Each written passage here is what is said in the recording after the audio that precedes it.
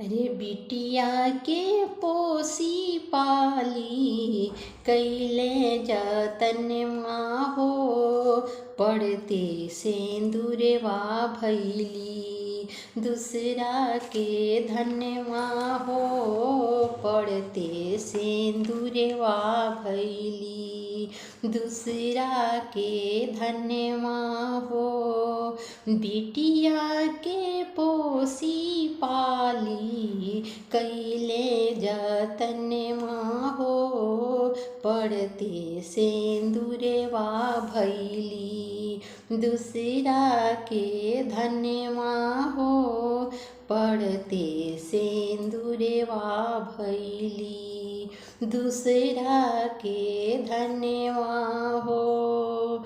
नैहर से डोली जाले पिया के नगरिया हो, नैहर से डोली जाले पिया के नगरिया हो। इहे बाटे विधि के विधान हो, बिटिया के पोसी पाली, बिटिया के पोसी पाली कैले जतनवा हो, पड़ते सिंदूरवा भैली दूसरा के धनवा हो, पड़ते सिंदूरवा भैली दूसरा के धनवा हो।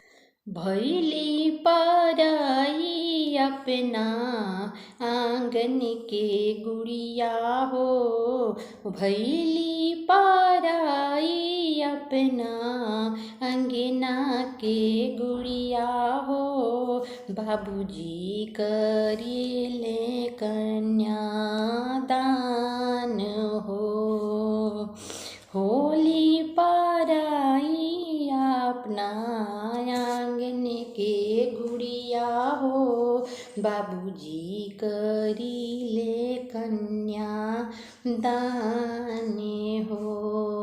इहे बाटे विधि के विधान हो, बिटिया के पोसी पाली कैले जतनवा हो, पड़ते सिंदूरवा भैली दूसरा के धनवा हो, पड़ते सिंदूरवा भैली दूसरा के धन